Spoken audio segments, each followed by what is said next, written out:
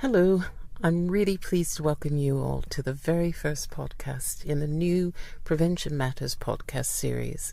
My name is Angel Bryan and I'm the Bucks County Council Community Links Officer for the Aylesbury South locality within the Prevention Matters program. Over the next few months, I want to explore in a bit more depth some social and community topics with the help of community groups and organizations providing support services, volunteers, service users, and public sector agencies. In these podcasts, we'll be discussing and in some cases debating a whole range of issues affecting older people and vulnerable adults within communities throughout Buckinghamshire. This first podcast looks at befriending. So what exactly is befriending? And why is this type of support needed? To help me explore this is Vicky Royal, team lead for Buckinghamshire Mind, an organisation offering support to adults and young people with mental health issues and older adults with dementia. Also joining me is John Whiteman, chair and trustee of Enrich Bucks, a charity that focuses on enriching the lives of adults with disabilities by enabling them to follow leisure, learning and sporting activities. I would say that often the people that we encounter suffer a kind of double whammy. That you might have a stroke, for example, or something that affects your physical ability, and that's a challenge in itself. But what it also often does is to completely disrupt your social life. So that after actually you've coped with the physical effects, the long-term effect is that you're isolated. And loneliness can almost be the harder thing to live with than the direct effects of whatever disability, mental or physical, that it might be.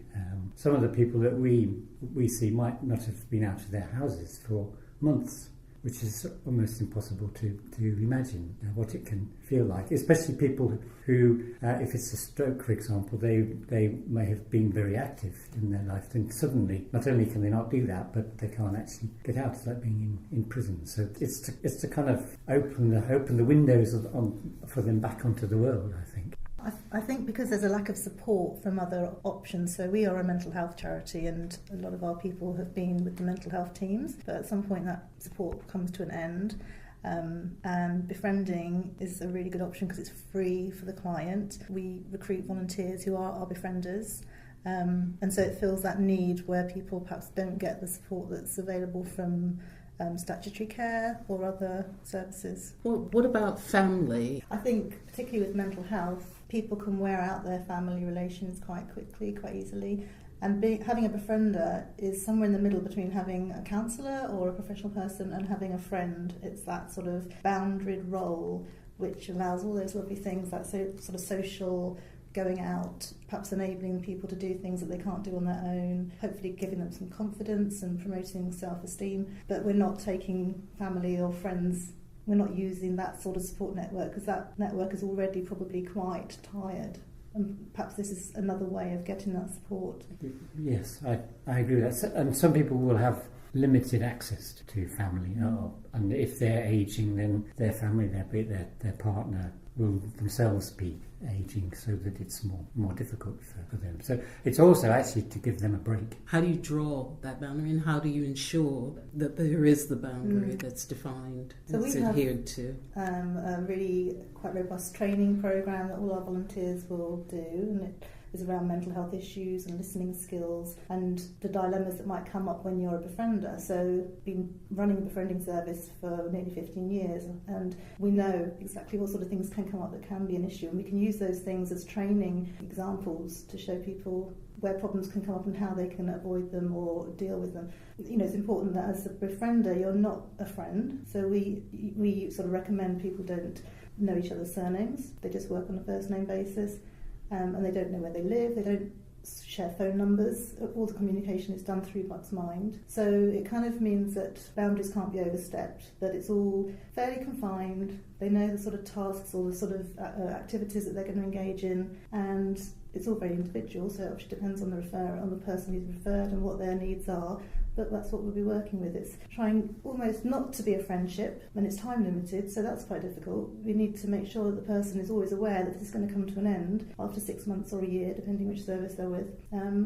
That's funny, because that's almost completely different concept from what we do, because we obviously don't have a focus on a particular kind of, other than physical or sensory disability. So we'll have strokes, we'll have MS, we'll have lots of head injuries, we'll have all kinds of different disabilities. But our outcome actually, though we don't actually talk about befriending, but our outcome, we hope, is that they become friends. But the starting point is that you find somebody that shares an interest, whether it's classical music or cricket or Formula One, whatever it is. And that almost sort of defines the boundaries of it. So our aspiration is that you, the member, and your partner, as we call you, will become friends and won't need us anymore, and it will carry on. And we have friendships that have carried on for years and years without us intervening. We support it at the beginning, and the first meeting or a couple of meetings or whatever will be there.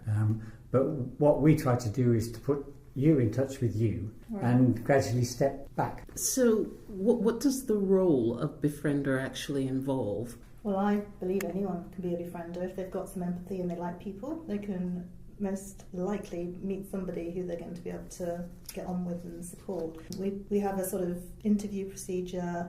They do our training, and there may be that if we had a concern about somebody, perhaps because they just didn't have that understanding about mental health, we might look at them again, sort of have a chat with them and see if it was exactly what they wanted to do, and perhaps there might be something else that they wanted to do with a different organisation, because mental health is quite specific and you do need to have an understanding about it, I think. But they can be any age, any person, and we match people very carefully, and that's the key to befriending, I think, that when you're trying to set up a partnership, it can work so well when you get the match right. And but we're time limited mainly because we don't want to make people dependent on somebody else. So with mental health, it's quite important that we're empowering people, but also trying to give them the skills to be able to live independently, and perhaps put support in place so they've got that in their wider lives. And what sort of other criteria would you use in terms of your matching process? Really, it's sort of interest, location, age, perhaps if they've got children, those sort of just lifestyle,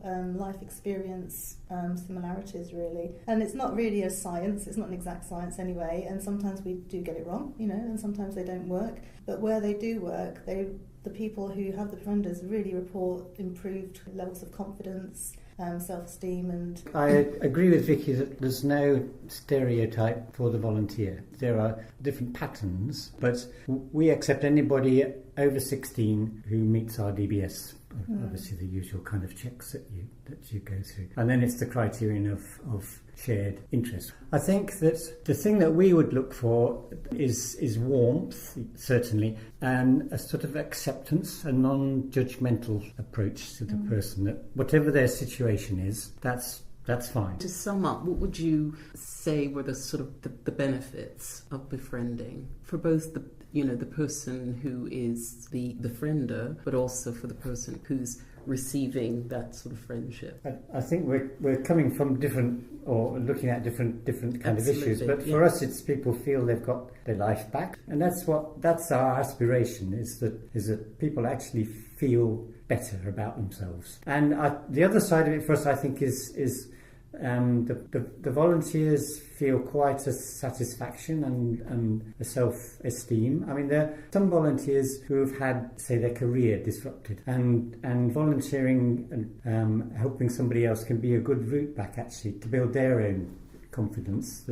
So doing voluntary work can be a route back towards employment. For somebody who's had a mental health problem and perhaps has worn out some of their relationships, I think having a relationship with one person that you build up, it's a continuous thing, it's a regular thing that you're going to do every week. It can be really helpful to your mental health, and it can be the start of forming other relationships, because you're learning perhaps again how to interact with somebody and how to get on with people.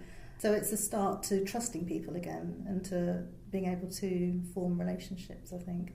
And for the volunteer also, we have a lot of people who've been through our services and then become volunteers afterwards. So that's a really lovely thing to see, because people really benefit and then feel they can give something back after it as well by being a befriender themselves. I'd like to thank you both, Vicky Royal and John Whiteman, for your contributions to our podcast. Thank you.